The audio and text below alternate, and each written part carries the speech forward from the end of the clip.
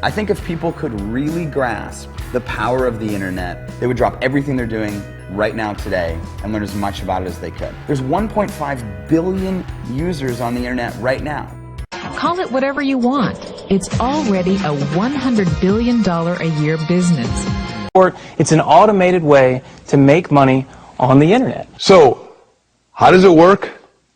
And why would you share it with somebody? This is exactly how this works. All right. So you've got these big Fortune 500 companies, household names, companies with household names, right, that they have a lot of money allocated to advertising. And you see this every day. You turn on your TV, you see advertising. You turn on the radio, you hear advertising. Print magazines, all this stuff. Well, these companies have big advertising budgets and they allocate it in different places. One of the places that they allocate it is to the internet. They have a large portion of their budget set aside to advertise online. And so what I did was I went to them and I said, look, would you pay me to advertise for you? Would you pay me if I send you a customer? And they said, yeah, it made sense. Think about it. They pay me only if I send them a customer. It's results-oriented. Right. It's performance-based. It made a lot of sense to them. Instead of paying to be seen, they're paying for customers, right? So they allocate a large portion of their budget to advertising this way. And what I do is I go promote these companies. I don't have to work against them. I don't have to build a business and try to compete with these monster companies. I work with them. They've already got it going. Right. I'm helping them. I send them customers, and in turn, they send me a check. They pay me for sending them customers. So they're elated. You know, when they get a new customer, they're excited. They don't mind paying me. If you can change your outlook, change some of your values, and change your rules, you'll find there's a whole other set of rules out there that are more conducive for people who want to be rich. The story of Rich Dad, Poor Dad is really a story of two different fathers with two different sets of values and completely different sets of advice. So I don't mean to insult anybody or, to damage your values, but really that was the difference. For example, my poor dad always said, go to school, get good grades, get a high-paying job, work hard, live below your means, save money, get out of debt, have a good retirement plan. And that was my poor dad's values. My rich dad said, you probably won't get rich doing that way because very few people get rich following that plan. But you thought saving money made you money. If you take a look at this 40-year run on the dollar is designed economically to lose money every single year. So why would you save something that loses money every year? And what this means for somebody on retirement plans is that after you retire, the value of your dollar goes down and your cost of living keeps going up. To my rich dad, that was bad advice and made no sense. Again, it was different value. An important diagram my rich dad showed me when I was a little boy was a diagram known as a cash flow quadrant. And the quadrant is made up of the four different people who make up the world of business. So my rich dad said, in the world of business, there's E's. And E's stand for employees. An employee, he says, you can always tell who they are by their core values. And what the employee, whether the president or the janitor of the company, will always say the same words. The words are, I'm looking for a safe, secure job with benefits. That's what makes them an employee, because their core values are security. The other one of the four is the S, or the small business owner or the self-employed. And again, their core values will cause them to use the same words, which are, if you want it done right, do it by yourself. S means they're also solo. They're generally one-person act, or they operate by themselves. On the right side of the quadrant are the B's. And what Rich Dad said the B stood for was big business, or like Bill Gates. Forbes defines big business as 500 employees or more. And their words are different. They say, I'm looking for a good system, a good network, and the smartest people I know to help run my business. So they're unlike the S. They don't want to run the company by themselves. They want smart people to run their companies for them. And then the fourth of the quadrant is the I, and I stands for investor. These are people who have money work hard for them. These people are people who have people work hard for them. And these are the people that work hard for the rich here. So early on in my life, it was my poor dad who always said to me, Robert, go to school and get a high-paying job. And so my poor dad's core value was to be an employee. He wanted job security, promotions, a steady paycheck, and all this. And so it was my rich dad who said to me, he says, Robert, if you really want to be rich, learn to build businesses. It made more sense to him to work hard to build a business, something you owned and something you could pass on for generation to generation to your kids. Whereas my poor dad said, work hard, but my rich dad said, why would you work hard for something you'll never own and you can get fired from right away? Again, that was the difference in values. So my rich dad suggested I learn how to be a business owner and learn how to be an investor. And that's one of the big differences. On this side of the quadrant, these people here work for security. They work for money also.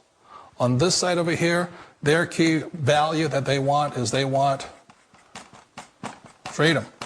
They don't want to have to work at a job anymore. They don't want to have to work for the rest of their lives. So the beauty of building a business and learning how to invest is very simply that this is passive income. You work hard for a few years, but possibly for the rest of your life, income keeps flowing to you. Of all the businesses out there, which type do you choose? One of the reasons I consider a direct selling business a perfect business is very simply because the company will work with you to get the business skills that make you rich. Always remember that it's not money that makes you rich, it's business skills. And that's why it's a perfect business. They'll take as long as you like to get the skills to make the money. And that's a lifetime skill thing. The other part about it is the low startup cost. You know, where else can you get in for under $500 and get these skills? For people who want to make the shift over to the B quadrant, which is what I would recommend for people, one of the beauties of a network marketing company is that you can do that for a very low price. And that's why I talk to people about considering network marketing. If you're to build a Microsoft, it would take you hundreds of millions of dollars. But a network marketing company allows you to start at a very low rate. They'll be patient with you. They'll take their time to transition over here. And the reason why that time is so important to most people is it takes time to change those values. And the most important thing is once you take the time, let's say it takes 1 year, 2 years, 5 years, whatever time it takes, once you see the value or the core values of this side and this side, you're unstoppable. Today, I would never go back and get a job. Why should I? I'd rather stay on this side, build companies, pay less taxes, and make more money. But the key is a person needs to change the values from my poor dad to the values of my rich dad. And that's one of the beauties of network marketing companies. They allow you the time, and at very low cost, they'll work with you to make that transition over there. The number one asset a person can build is build a business. That is the smartest thing you can do. Years ago, I decided not to follow the corporate ladder simply because, again, it was values.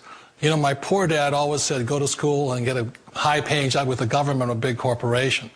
But my rich dad said, why would you work so hard at something you'll never own? You can't sell your job. You can't pass it on to your kids. So to me, it never made any sense. It made more sense to build my own business and hire other people.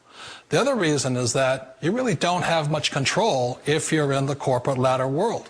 For example, you can get fired at any time. Or today we have what's called M&As, or mergers and acquisitions, where another company buys another company. So you could be a great employee, but the company that buys your company just fires you. Wait a minute. This sounds too good to be true. Like one of those get-rich-quick schemes. It's not a get-rich-quick formula. You don't just do it overnight. It takes time. I still remember the first time I made that transition was back in 1978 when I fully quit my job and I had to depend upon my company that I was building to support me. So I understand the fear. The beauty, the most important thing to remember is this. There's two kinds of people in the world. There are the types that will say, you'll never make it.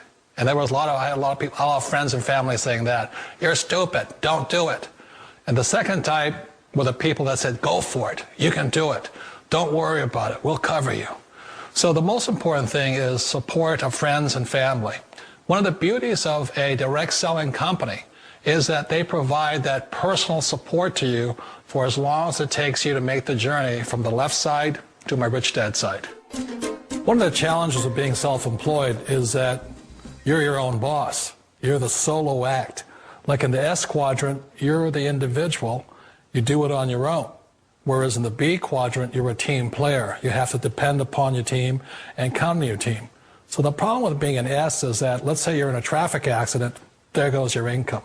And let's say you get older and you haven't set enough money aside to retire on, that means you'll probably have to work for the rest of your life because you don't have anybody else to fall back on, not a team to count on. So one of the problems with the S, although most people say it's most satisfying of all work, it is a solo act, and you're totally on your own. Personally, I'd rather be a member of a team. They can count on me and I can count on them. We all know the world has changed, but sometimes the hardest thing to change is ourselves. And being an old guy, I sort of know the older I get, I sometimes get more set in my ways. And I think that's one of the things that a direct selling business offers people, why it's the perfect business. They allow you to take your time to make the mental, emotional, and physical changes required to move from the left side to the rich dad side. I think that's a big thing. It's a very gracious, it's a very elegant way, it's a patient way of supporting you in making the changes of your life. So please remember, change always creates upset, but sometimes we all know we have to make those changes. And if you know it's time for you to make that change, then the perfect business may be a direct selling business for you.